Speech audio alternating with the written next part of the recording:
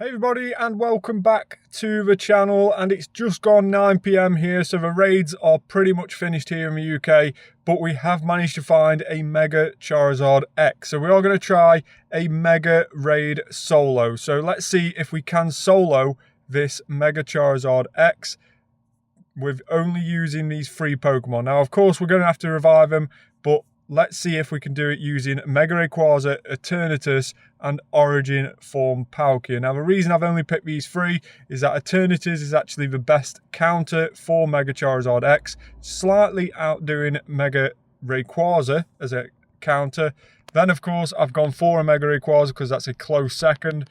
And then we've got a Origin Form Palkia, the only one that we've actually maxed out to level 50 that has the move Spatial Rend. And that's the best move you're going to need on your Origin Form Palkias to do the most amount of damage against Mega Charizard X. So Mega Rayquaza is in the battlefield first. We are getting off a few of these breaking swipes.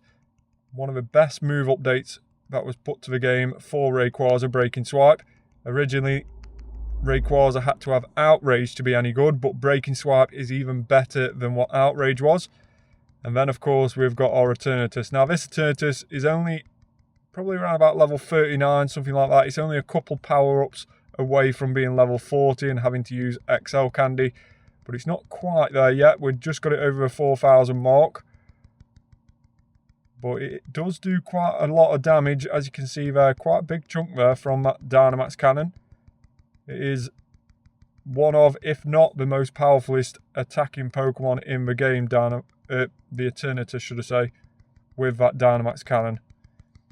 So it does do a lot of damage to Mega Charizard X, as you can see.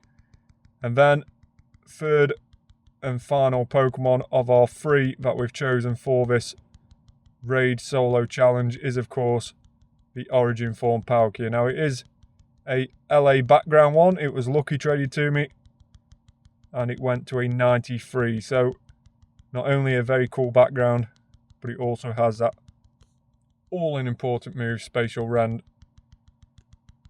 And of course, that also means you can use an Adventure Effect as well. Spatial Rend Adventure Effect is very, very useful. As well as Dialga Origin Form with its Roar of Time Adventure Effect. But Spatial Rend is doing a decent amount of damage this time. And we are lasting probably longer than the other 2 Pokemon. But that's probably because Charizard is taking a bit to get to overheat. But of course, the water typing of Origin Form Palkia is really helping here against that overheat move that Charizard has got. And we are into 160 seconds left and potentially going to the yellow, just into the yellow. Now, when we do faint out, we've only just gone into the yellow, so you may see it jump back into the green when we re-enter the lobby. And that is because the Pokemon, we've actually managed to jump in without it going back to green. But when you do faint out, the Pokemon regains around about 5% of its health. So if you only just about get into the yellow, you may see it jump back into the green. You may see it jump up slightly. And that is the reason why, if everybody who is in the lobby or in the raid at the same time, whether it's just yourself or whether you've gone in with a team, if you all faint at exactly the same time and there's nobody attacking the raid boss, it will actually start gaining life back. So bear that in mind. Always try and stagger. If you are going to faint out, always trying to stagger it with you and a teammate. But of course, when you're soloing, you can't really get around that. You just have to try and cope with it. Now, Mega Charizard used Overheating. It does do quite a lot of damage to our Eternatus, as you saw there. But we're into quite comfortably into the yellow now, getting closer to that red. Hopefully, Eternatus can make it go red, and there it is. Now, our Origin Form Dialga, Origin Form Palkia, should I say, now back into the fold, and this should last a little bit longer like it did last time. But this is going to be very, very close. It may actually come down to doing a bit of dodging. We can withstand another overheat if Charizard wants to chuck one, but after that we may have to start dodging. There it goes. I think one more overheat may be a bit too close for comfort there. So we'll dodge that one. 44 seconds, 40 seconds left now. And we're into the red health. Charizard doing decent damage against us with that fast move alone. For a couple more Spatial Rens and this may turn out to be a victory here, but it's going to be very, very close. 20 seconds coming up now. Overheat. Are we still going to be defeated? No. Can we get to one more? No. Let's just jump straight back in with whatever it's recommended. 9 seconds. Can this Shadow Salamence see us over the line? Surely.